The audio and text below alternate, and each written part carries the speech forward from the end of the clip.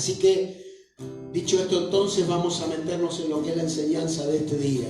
Oraba a Dios y le preguntaba: Señor, muchas veces nos toca estar en ese momento, en ese trago amargo, en esa copa amarga que nadie quiere pasar.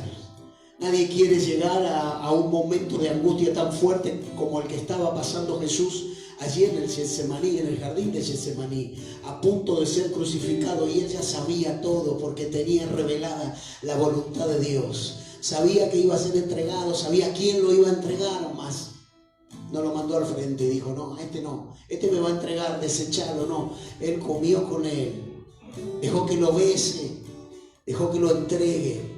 Todo lo sabía y estaban en gran angustia, dice la palabra de Dios. Si usted lee todo el relato del capítulo 26, se va a poder dar cuenta de la angustia que él estaba viviendo. Dice que era intenso lo que él estaba pasando, era fuerte la angustia, hasta sudar gotas de sangre, dice la palabra de Dios. Del estrés, los vasos sanguíneos se abren, y por el temor y el estrés y la ansiedad sudaba gotas de sangre. La sangre salía por los poros y se mezclaba con la transpiración, y él estaba en ese momento allí queriendo poder evitar, porque sabe, muchas veces es malinterpretado este versículo, o este relato es malinterpretado por mucha gente, porque dice: él estaba preparado porque era el Hijo de Dios. No, discúlpeme, voy a discrepar con esa opinión, porque Jesús vino a la tierra y se hizo hombre para padecer como usted y como yo, las angustias, las copas amargas, los tragos amargos, los vituperios, los insultos, los golpes. A él le dolían los latigazos, a él le dolían los insultos, le dolían las injusticias, le dolía que los hermanos se burlaran de él. Cuando él hablaba en nombre de Dios, padeció como hombre, dice la palabra. Pero muchos toman esto como algo que él ya estaba preparado porque era el Hijo de Dios, y no era así. Entonces él dice su palabra que fue y oró a Dios. Vengo a decirle a alguien en esta mañana que esa copa amarga que te toca atravesar, ese momento amargo que estás pasando ahora, no necesariamente al final de esta temporada de la copa amarga va a terminar sabiendo amargo. Vengo a decirle a alguien en esta mañana que con la voluntad de Dios cumplida en nuestra vida, toda copa amarga tiene un final de victoria. Amén. Número uno, entonces, yo lo primero que pregunto cuando Dios me da una palabra, empiezo a desglosar el versículo. Tenemos ahí al Pastorales, que es profesor en hermenéutica y homilética. Ya lo nombré profesor por fe. Gloria a Dios. ¿Cuántos años tiene de estudio, Alex? 5 ya de teología, todo un teólogo. Pero lo primero que hago, esto me lo enseñó el Espíritu Santo, es cuando Dios me da un versículo y me habla, la copa amarga, por ejemplo, usted está orando y Dios está pidiendo: Señor, háblame, porque muchas veces somos loros y repetimos y queremos hablar en la oración, pero a veces es silencio. Decir: Dios, háblame, y silencio. Esperar a escuchar la voz del Espíritu Santo, qué es lo que quiere decirte. Y Dios me dijo la copa amarga, y yo me fui a este versículo de la copa amarga y empiezo a desglosar, a pedirle a Dios la revelación, la enseñanza. ¿Qué hay escondido? ¿Cuál es la enseñanza? ¿Qué voy a sacar? ¿Qué tengo que captar? ¿Qué es lo que tengo que hablar? ¿Qué es lo que voy a decir? Lo primero que Dios me dice es cuando Él dice que sea la voluntad de Dios, y dice que no sea mi voluntad. Lo primero que yo resalto en ese versículo es que no sea mi voluntad. Lo primero que ora Jesús cuando va a orar y a tener ese tiempo de intimidad, en la lucha, en la prueba, lo primero que Él dice es que no sea mi voluntad. La primera exclamación del Señor en el momento de prueba es que no sea mi voluntad. Qué bendición tremenda sería para nosotros como iglesia en en el momento de lucha, de prueba, en el momento de conflicto, cuando viene lo inesperado, lo repentino, aquello que no esperábamos, pero de repente se levantó como un Goliat delante de nosotros y nos enfrenta como enemigo. Ese muro que se levantó, nosotros íbamos camino a Jericó felices, contentos, con alegría y entusiasmo, pero de repente se levantó ese muro que rodea la bendición que íbamos a alcanzar. ¿Y cuál es nuestra actitud? Muchas veces nos enojamos, muchas veces nos frustramos, nos deprimimos, pero Jesús nos enseña en esta mañana que la primera exclamación que Él hace cuando todo esto estaba pasando en el corazón de nuestro Salvador, lo primero que Él dice es: que no sea mi voluntad. Que no sea mi voluntad. Entonces yo decía: Señor, ¿por qué? ¿Qué quieres decir cuando vos decís que no sea mi voluntad? Porque cuando es nuestra voluntad, nos mostramos, nos vemos vulnerables. ¿Cuántos entienden? Somos en nuestra propia voluntad, miren, somos débiles de carácter. Cuando nosotros nos movemos en nuestra voluntad, aunque aparentemos por fuera cierto rigor de carácter, por fuera mostremos cierta ¿cómo podemos decir la palabra? Cierta seguridad. Cuando expresamos nosotros por fuera y hablamos por fuera y nos movemos en nuestra voluntad, tal vez el otro nos ve como alguien que no necesita nada, ni siquiera necesita de Dios. Y aquí hay uno que se mostraba de esta manera. Cuando venían a hablarme de Dios, cuando venían a hablarme de Cristo, yo sacaba el escudo y mostraba y decía: yo no necesito la iglesia, no necesito a Dios, porque estaba acostumbrado a moverme en mi voluntad. ¿Cuánto le ha pasado que en la circunstancia difícil nos movemos en nuestra voluntad y nos mostramos, no me sale la palabra exacta ahora, nos mostramos que no necesitamos nada ni a nadie? Y cuando Jesús ora y dice: Padre, que no sea mi voluntad, porque yo me imagino esto, a mí me gusta imaginarme en la secuencia y meterme en lo que es la palabra, en tiempo y espacio, en geografía, en historia, y estar ahí. Yo me imagino que Él como hombre, como un hombre, como un ser humano, hubiera tranquilamente podido decir: yo no, esta no me la como, que paguen ellos, si yo no le debo nada a nadie. Soy el Hijo de Dios. Yo no estoy preparado para pasar esta cruz. Yo no. Él podría haber hecho humanamente, podría haber dicho: esto no. Esto no me la banco. Yo me voy de la iglesia. ¿Alguien me está entendiendo eso? Hasta acá llegué. Esta no. Porque el otro, ¿por qué no va Judas a la cruz? Métalo a él en la cruz. Estamos hablando humanamente. ¿Cuántos me están entendiendo? Somos tendientes. Nuestra debilidad de carácter nos lleva a tener este tipo de razonamiento. Por eso, cuando yo le dije a Dios: Señor, ¿por qué nuestra voluntad? No, algo escondido ahí. Y Dios me decía esto: porque ustedes son débiles de carácter sin el Espíritu Santo. Son dominados de cualquier cosa.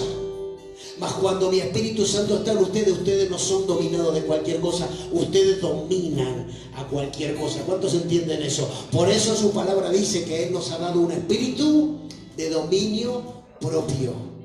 Y no somos dominados de ninguna cosa, dice la palabra de Dios. Cuando nos movemos en nuestra propia voluntad, amada iglesia, nos movemos en emociones, en carnalidades, en impulso, en debilidad. Aflora todo lo peor de nosotros. Esa frase que dice: sacad lo peor de mí. ¿Cuánto la han dicho? ¿Cuánto la hemos dicho? Porque no voy a excluirme. ¿Cuántas veces hemos dicho: sacad lo peor de mí? ¿Por qué estamos actuando en nuestra propia voluntad? Más si hay muchos que están riendo por ahí. Cualquier parecido con la... No hay casualidad. Es la palabra de Dios. Número 2. ¿Por qué? Porque somos inseguros. Totalmente inseguros. Dudamos. Tenemos tenemos pensamientos de duda cuando tenemos que hacer algo. En una situación de conflicto dudamos. ¿Será que voy para acá, que voy para allá? ¿Será que tengo que seguir o será que no tengo que seguir? Y empezamos a dudar porque el Señor sabe. ¿Será que Dios me llamó? ¿O tengo que seguir pidiendo confirmación? Muchas veces llegamos a pensar si es necesario que sigamos en el camino de la fe porque las circunstancias no están cambiando. ¿Qué cree que se llama? ¿Cómo cree que se llama eso? Sino de otra manera que duda. Y la persona que tiene dudas es una persona insegura. Porque duda hasta de sí mismo, dudamos hasta de nuestras propias capacidades. ¿Seremos nosotros los escogidos que Dios dice que somos para poder tener una vida de éxito y de bendición para gloria de Dios? No para gloria mía, porque no merezco nada, no merecía nada, nunca fui digno delante de Dios, pero a Él le plació darnos a Cristo para que seamos lavados, redimidos y perdonados, y de ahí hacernos dignos de todas las bendiciones de Dios. ¿Seré yo el escogido?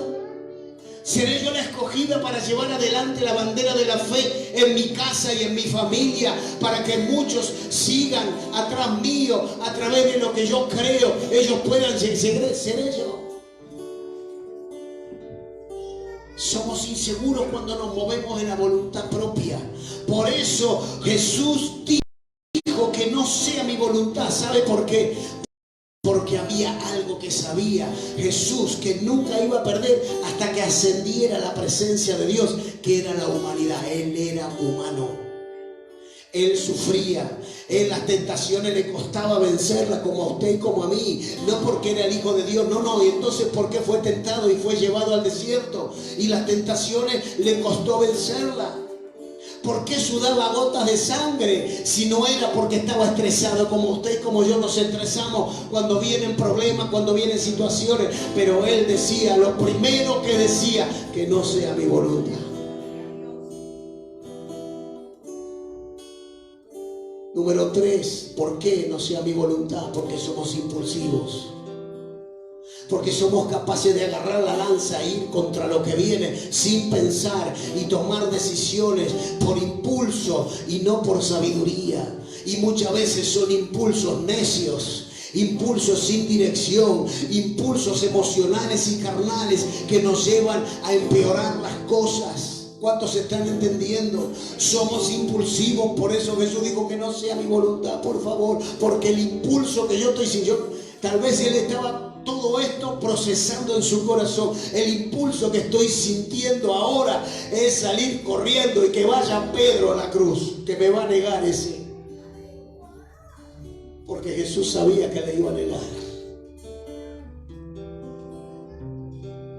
Somos propensos a querer salir corriendo. Somos propensos a escapar de la copa amarga. Somos propensos en el momento de la crisis a tomar decisiones que nos complican la vida después. ¿Alguien está aquí hoy? Por nuestros impulsos. Que no sea mi voluntad, porque nuestro corazón es engañoso. Engañoso es el corazón más que todas las cosas, dice su palabra. Por más que nosotros estemos espirituales, en oración, en servicio, predicando la palabra desde un altar, desde un púlpito, con un cargo de liderazgo, con un cargo que tal vez ejerzamos dentro de la iglesia, que es un cargo alto en el nivel de liderazgo, pero engañoso es nuestro corazón. ¿Cuántos están entendiendo eso? Humanos somos aquí en la tierra, por eso estamos aquí, en la casa de Dios, porque somos gente quebrada, gente necesitada, gente que necesitamos aprender de su Espíritu Santo todos los días de nuestra vida. Necesitamos saber qué tenemos que hacer con la vida que Dios nos ha entregado, con la vida que Dios nos ha regalado. ¿Cuántos entienden eso? Nuestro corazón es engañoso. Por eso el que esté arriba, cuidado de no caer, dice la palabra de Dios. El que esté allá arriba, cuidado de no caer. Orad sin cesar, dice su palabra. Orad y velad, le dijo el Señor a los discípulos, media hora. oren y velen. Yo me tengo que ir a hablar con Dios porque no, ¿saben una cosa? No tengo ganas de pasar esta copa. Me está agarrando ganita de salir corriendo. ¿A cuánto le ha pasado alguna vez que en el problema y en la crisis te dan ganas de salir corriendo? Jesús sentía eso. Por eso le digo a los discípulos, ustedes velen y oren para que ustedes no entren en tentación. Mas yo me voy a orar porque tengo ganas de no pasar, de no tomarme esta copa. Yo no sé, pero tal vez alguien vino a la casa de Dios en esta mañana sabiendo que hay una copa amarga por tomar. Pero vengo a decirte que tranquilo, porque no vas a estar solo ahí en el momento de la intensa lucha, de la intensa prueba que tengas que pasar. Porque Dios está con aquellos que determinan que no sea su propia voluntad, sino la voluntad del Padre. Toda la gloria es para Dios. Escuche, porque muchas veces, ¿por qué que no sea mi voluntad? Y esto está fuerte. ¿Cuántos quieren una palabra fuerte para su corazón? A mí me gusta que me confronte el Señor con su palabra. Yo soy de esos que necesita mano fuerte. Por eso el Señor trató fuerte conmigo. En mi rebelión, en mi rebeldía y en mi soberbia, en mi orgullo. Para quebrar todo eso que había en mí. Y Él poder decirme, mira, cabezón, no es como vos pensás. No te das cuenta que chocás. Y Dios trató fuerte conmigo. Porque Él sabe cómo tratar con aquellos que resisten al Espíritu Santo.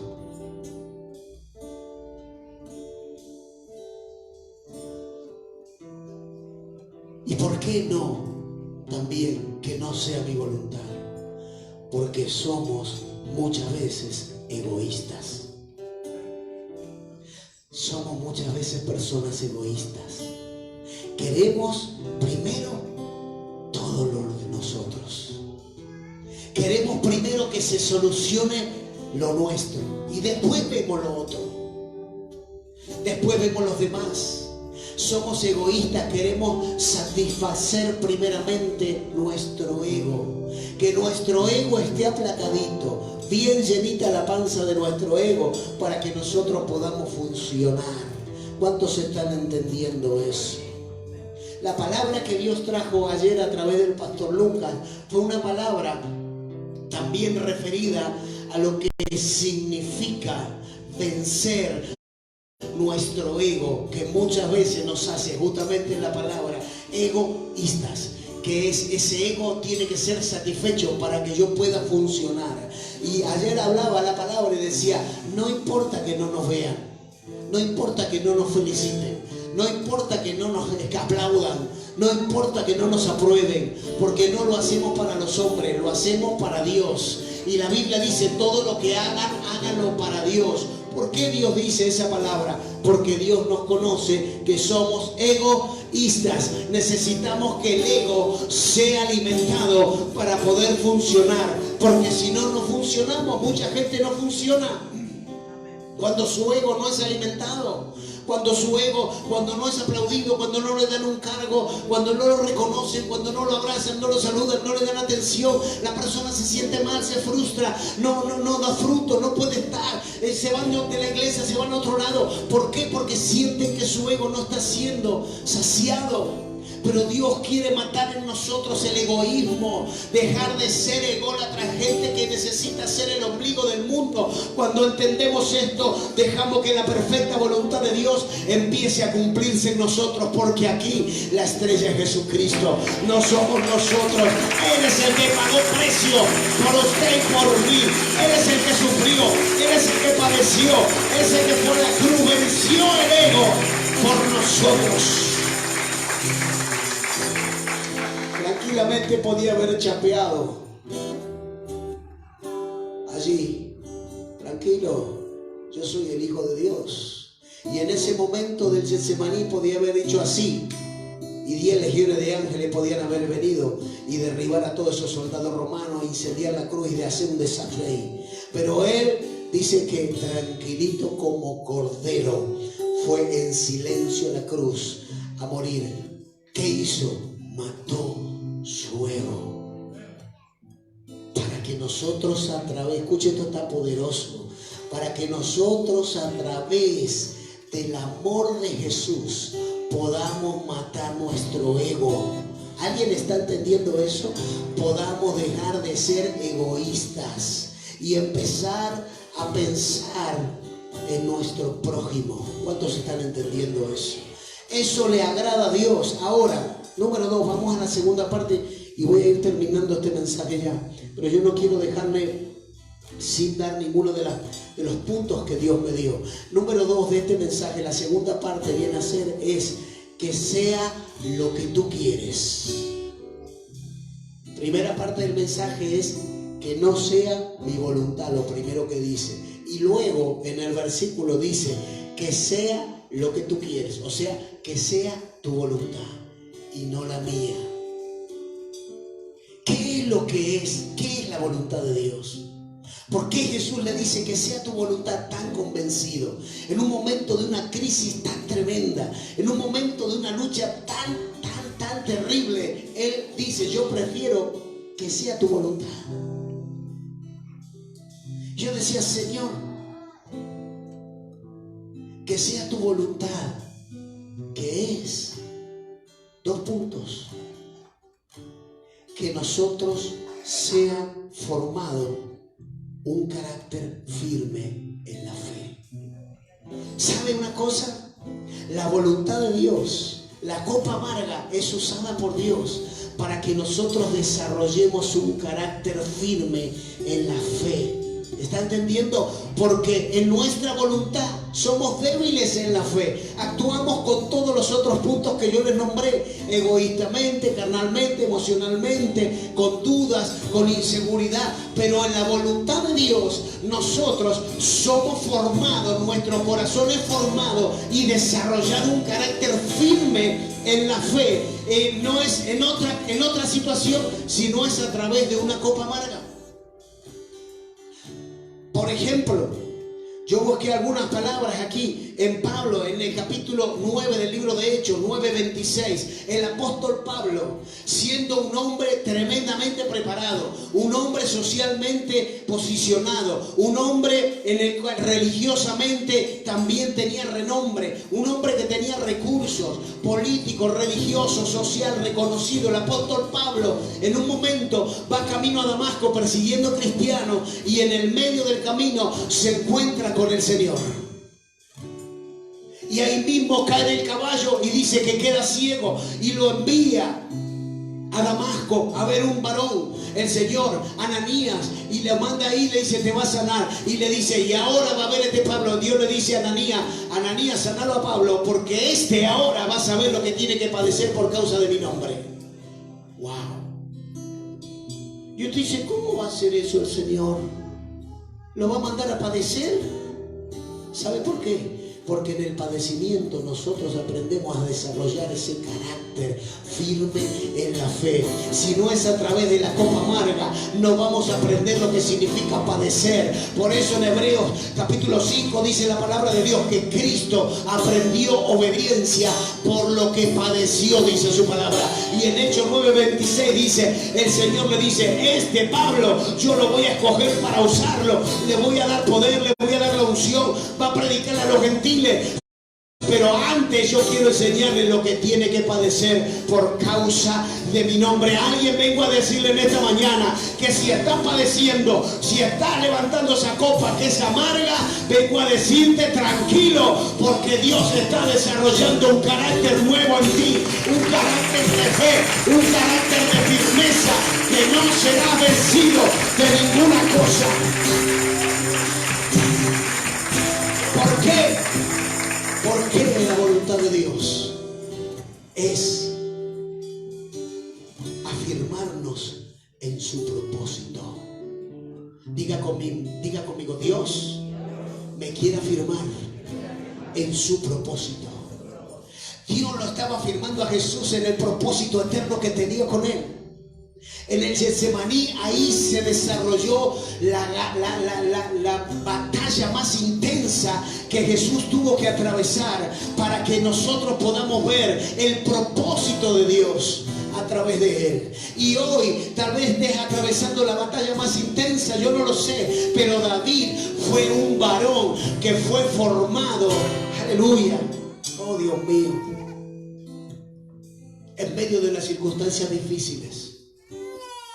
Porque dice allí en 1 Samuel capítulo 22, dice la palabra que en el momento que él empezó a ser perseguido por Saúl, después de haber luchado y vencido a Goliat, y después que le cortó la cabeza al gigante, después que él le tocaba el arpa para que el otro que estaba loco lo servía, después de eso Saúl lo quiso matar. Yo me imagino a David en ese momento, esto no lo puedo entender, yo le serví, yo estuve al lado de él, yo maté al gigante, nadie del ejército que se quería meter en esa, pero David dijo, yo voy, dame una espada, y le pusieron la armadura y dijo, no, esto es muy pesado, yo voy, se fue con su onda, venció a Goliat, pero así todo Saúl lo quiso matar.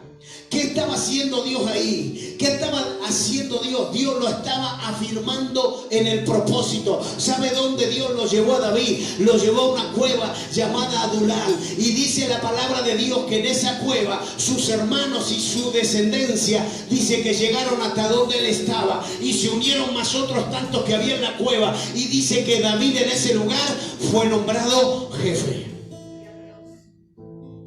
Impresionante. Un hombre perseguido, un hombre que lo querían matar, un hombre que había obrado bien, ahora era el perseguido.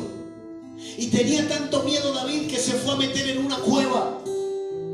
Pero aquellos que se burlaron de él, escuchen, esto está tremendo, dice sus hermanos y su descendencia, su familia, cuando supieron que él estaba allí en Adulam, aquellos que se burlaron porque su padre lo negaba. ¿Cuántos saben que el padre de David lo negaba? Porque eso no se llama de otra manera que negación. ¿Cuántas veces te has sentido negado por tu familia, por los tuyos, por los que tenés a tu lado? Indirecta o directamente, yo no lo sé, pero muchas veces te han negado y te sentiste frustrado. David fue negado por el padre cuando Samuel lo va a buscar para ungir por rey, al que Dios le dijo que unja, y el padre, que era el padre de David, le decía, te traigo a este no es. No tenés otro hijo, sí, te traigo a este no es. ¿Tenés más hijos? Sí, te traigo a este no es. ¿Tenés más hijos? No tengo más hijos acá. Y la madre dice, David que está en el campo. Dígame si eso no es negar. Pero sabe una cosa, Jair. Bien, cuando Dios tiene propósito contigo, por más que te niegue el hombre, por más que te niegue el padre, la madre, la familia, el entorno, los amigos, Dios va a hacer que tú seas exaltado. Y los hermanos se burlaban. Cuando David fue a llevarle queso, pan y leche a los soldados, le decían los hermanos de David, que eran soldados de Saúl, le decían, ¿vos qué estás haciendo acá de dilucho? Vine a traer queso y pan, papá me mandó para que les traiga a ustedes. Dijo, no, vos viniste a chusmear, vos viniste a mirar, a burlarte, vos no viniste a eso. Y sé una cosa, esos que se burlaron y el padre que lo negó, cuando Dios dijo, ya está, yo voy a firmar mi propósito en lo llevo a la cueva porque ahí lo voy a formar. Los que se burlaron, los que lo negaron, dice la Biblia que se sumaron a él, más otros tantos que estaban allí, y fue nombrado jefe. Y de ahí salió el ministerio del general más poderoso que levantó Dios en la historia de Israel, del hombre cuyo Dios dijo, él va a hacer todo lo que yo le diga que haga, que tiene, porque yo conozco su corazón. Alguien aquí tiene que alabar a Dios, porque Dios te está diciendo esta mañana, aunque tú no te sientas capaz, yo voy a hacer grandes cosas contigo. Grandes cosas contigo, bendito sea Dios. Yo cuando Dios me daba esta palabra, yo me estremecía. Decía, tremendo como Dios se mueve en su voluntad. ¿Cómo voy a yo querer hacer la mía? No, que sea siempre la de Él, que sea siempre su voluntad, porque Dios sabe todas las cosas. A veces lo que a nosotros nos puede parecer algo sabio o algo correcto, a los ojos de Dios son caminos de muerte, dice su palabra. ¿Cuántos están aquí? Bendito sea los que están escuchando del otro lado. Gloria al Padre, al Hijo, al Espíritu Santo, afirmando su propósito. Aleluya. Número 3. ¿Por qué la voluntad de Dios es mostrarnos cuán valiosos somos nosotros en sus manos? Alguien tiene que decir amén a eso. Decirle a que está a tu lado, eres valiosa en la mano de Dios. Decirle al que está, al que está atrás, decirle, date vuelta y decirle a alguien, eres valiosa en las manos de Dios. Bendito sea el Señor. Y el Señor me llevó al libro de Esther, capítulo 2, verso 18. Cuando Dios permite que esta mujer, una israelita viviendo en Asiria, allí donde estaba cautivo Israel en ese entonces, con el rey Artajerjes, rey que tenía cautivo al pueblo de Dios. Y esta mujer era una mujer israelita, pero había mandado el rey a matar a todo el pueblo de Israel. Mas ella entró de incógnito en el harén del rey, haciéndose pasar porque no era judía, porque iban a matar a todos los judíos. Era alguien anónima, era alguien que nadie conocía en el palacio. Todos creían que era una más del montón. Pero en un momento Dios tenía algo preparado para esa mujer. Alguien tiene que sentirse aquí, decir, Señor, yo quiero que se haga la voluntad de Dios en mi vida. Alguien, mire, esta mujer era una mujer anónima y dice que fue llevada al harén. Yo le quiero resumir porque igual el libro de Esther son 3 capítulos, 4 nada más. Está bueno que se lo lea. Hay mucha ahí revelación de Dios. Y en un momento el rey se enoja con Vasti, su esposa, la reina de ese momento actual. Y dice, búsquenme las mejores vírgenes que tengo en el harén y tráiganmelas porque voy a cambiar esposa. Y allí estaba Esther, que era una mujer más del montón. Y en un momento dice la palabra de Dios que llegó delante de él, delante del rey, Esther, esta israelita, y dice que en el momento que la vio se enamoró. En el momento que la vio, dice que dijo, Vasti ya no ama a la reina.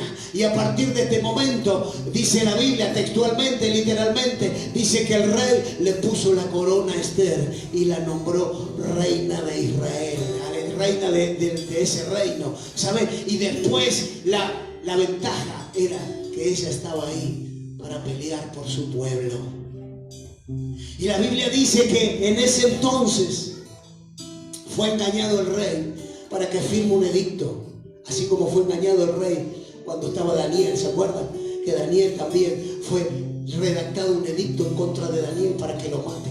Aquí había redactado un edicto porque había envidia, había celo contra Esther, había celo contra el tío de Esther, que era Mardoqueo, que era un hombre que amaba a Dios, era un hombre temeroso de Dios, era un hombre que creía en Dios. Aunque estaban en cautiverio, él sabía que Dios no los iba a desamparar. Alguien tiene que creer en esta mañana que aunque estés pasando la copa amarga, Dios no te va a desamparar, Dios te va a bendecir. Dale ese aplauso a él, aleluya.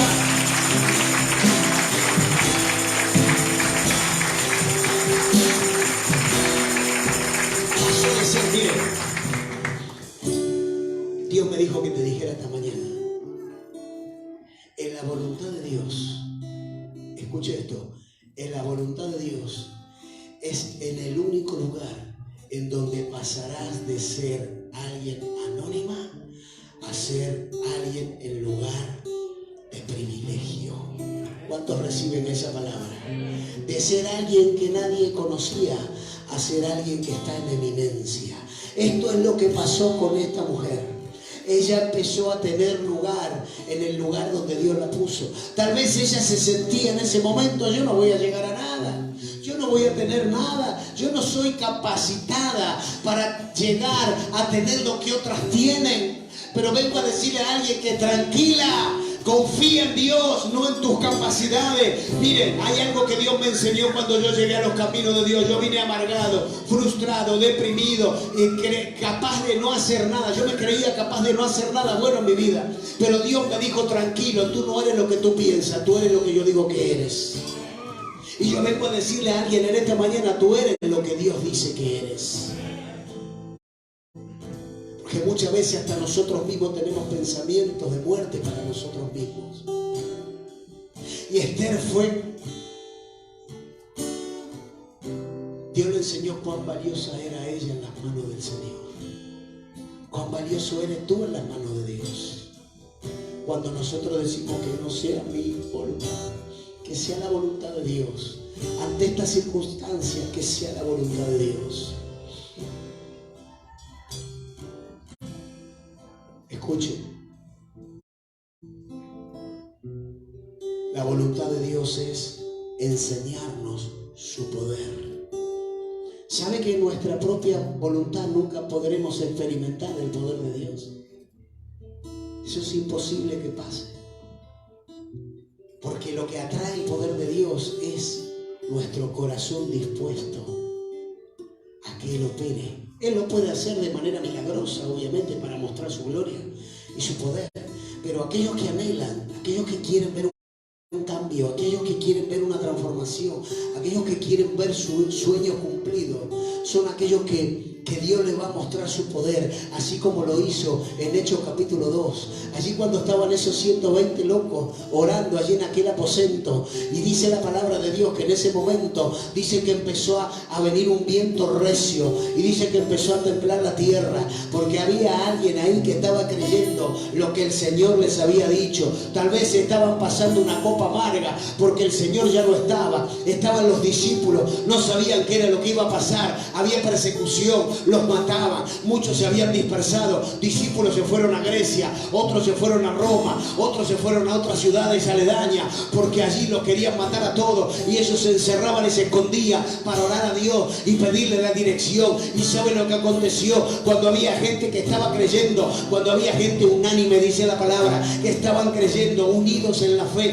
Por eso es tan importante que toda la familia crea, tenga fe, esté unido, creyendo que Dios tiene propósito. Dice la Biblia que empezó a venir un viento recio y empezó a temblar la tierra, y dice que de repente lenguas de fuego descendían del cielo y vinieron y hablaron lenguas extrañas. Vengo a decirle a alguien que en el momento más difícil, tal vez cuando tú te pones a arrodillar, a orar a Dios, viene viento recio que soplará sobre tu casa, viene viento recio que se llevará todo el pasado que te atormenta, viene sacudimiento en tu familia que va a hacer que quede lo que es genuino, que lo que es verdadero, lo que es de Dios será establecido en aquellos que anhelan. Alguien tiene que alabar a Dios en esta mañana.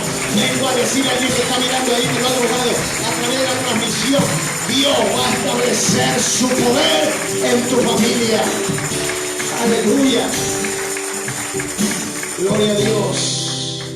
Tremendo. La voluntad de Dios es enseñarnos su poder. Por eso Jesús le decía: que sea la tuya mejor, porque la mía, mi voluntad es un desastre. Y con esto termino. Dios quiere mostrarnos en su voluntad que en el momento de la copa amarga Él siempre está con nosotros.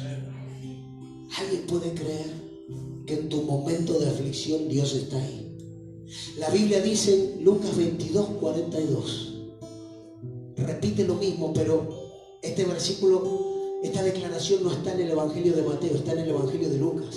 Dice que Jesús estaba orando y estaba hablando con Dios, y le dice que no sea mi voluntad sino la tuya. Y en el Evangelio de Lucas dice, en el verso 42 del capítulo 22, dice: y al declarar esto, dice, vino un ángel.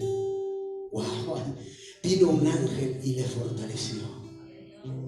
Yo vengo, escucha, esta mañana Dios me dijo que te declare que en tu momento de la copa amarga, Dios está ahí para fortalecerte.